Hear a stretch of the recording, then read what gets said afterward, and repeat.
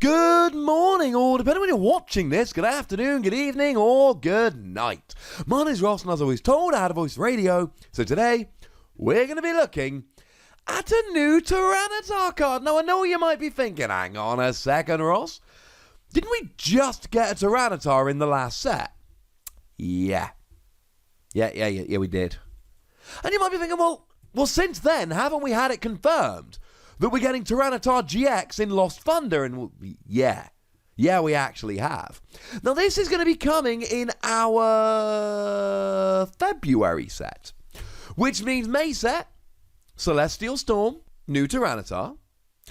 Our November set, Lost Thunder, Tyranitar GX.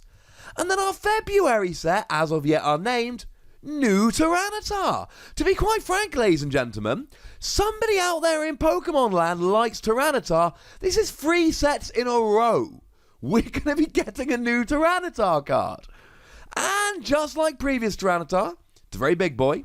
It's a very bad boy. It can do lots of damage. And it's actually nice to have lots of the same kind of Pokemon because, of course, you can combine them in a deck. So, it's got 170 HP, which is extremely high. We expect Stage 2 Pokemon in the current format to have 160, something like Empoleon. Now, to be fair, the last Tyranitar did have 170, but even so, this is a high amount of HP. It's got a weakness to fighting, which kind of sucks because of Buzzwole. But then again, Buzzwole, and I'm talking either the Buzzwole here, the GX or the non-GX, it doesn't matter, with a Diancie Prism Star and weakness, will still only be hitting 100 damage, which isn't that close to KOing you. And the retreat cost of 4 is as high as expected. I mean, look, Flowstone's rotated out. High retreat costs at the moment just plain suck. And this is actually even higher than the last one, which had a retreat cost of 3, which is kind of annoying. It's even higher than the GX, which has a retreat cost of 3. Hey-ho. So we're not loving the basics other than HP here. Being a Darkness Pokemon does mean you're hitting weakness against stuff like Dawnwings, Necrozma, and Bayonet. But to be perfectly honest with you here, if you're playing a Tyranitar, it's going to be expensive. And it's going to be bulky. And you're going to be expecting to get KOs without having to worry about weakness. Well, you know, Tyranitar. Now, the first attack here, obviously translated by David Hochmann, who else? Darkness, double colourless energy, 30 damage to each of your opponent's Pokemon, and of course don't apply weakness and resistance for bench Pokemon. Now, this is a weird one for me, because on the one hand, doing 30 to each of your opponent's Pokemon, awesome. On the other hand, I mean, Tapu Koko's a thing, right? So, Tapu Koko, for just a double colourless energy on a basic Pokemon, puts 20 damage on all of your opponent's Pokemon. Now, don't get me wrong, right? 30 damage is way better than 20.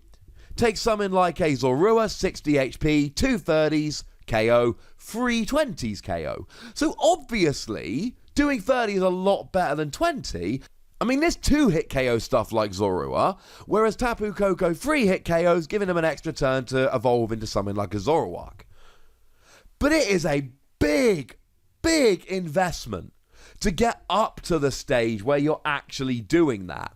Because it's a stage 2 rather than a basic, and it's another energy.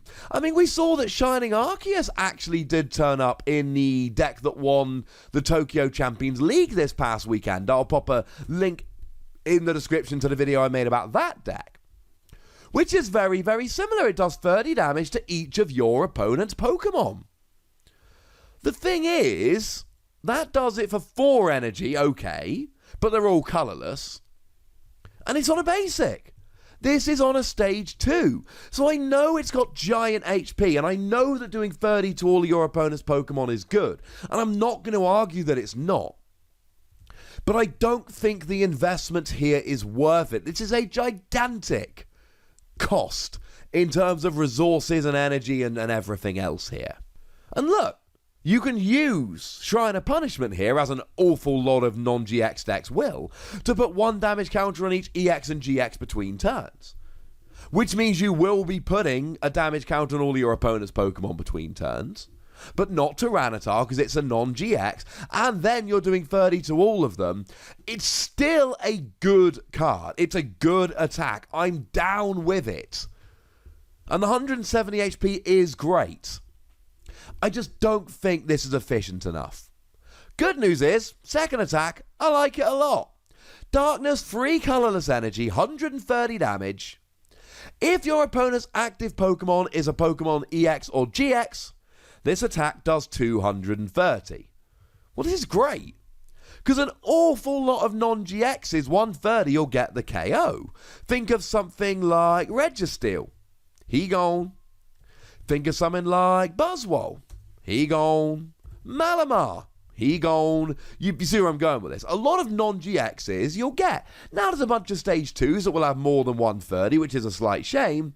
But don't forget, being a Darkness Pokemon, you can use Devoured Field here to go up to 140, which might help in some particular matchups. Either way, I think this is cool.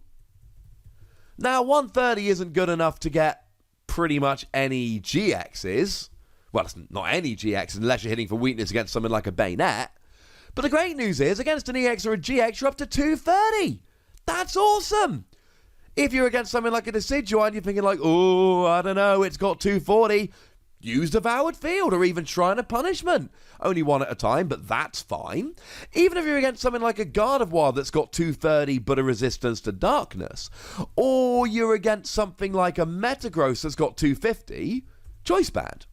Then you're hitting 260, or if they're resisting 240, and getting a KO on them. Numbers-wise, damage-wise, this is cool. You are absolutely rolling here in terms of damage. But I need to go back to this energy cost. Because, I mean, there's several advantages here, right? Because you could always just use double colorless energy. And that's cool. In Expanded, you can use stuff like Dark Patch and Evil Tal, and that's awesome. There's all kinds of stuff we're going to be able to use soon. Maybe something like, I don't know, let's go Macargo GX for argument's sake. Lets you discard the top card of your deck, and if it's a basic energy, you can attach it to one of your Pokemon in play. And that can work. That could get the energy onto Tyranitar here, because you're going to need a plan. One of the things that makes me a little more excited about this attack is that, yes, there's one darkness energy, but then there's 3 colorless energy. So now I'm thinking like, well, hang on a second. Maybe this could go into other decks. Maybe it could be played in something like a Malamar deck, because you only need the 1 darkness energy.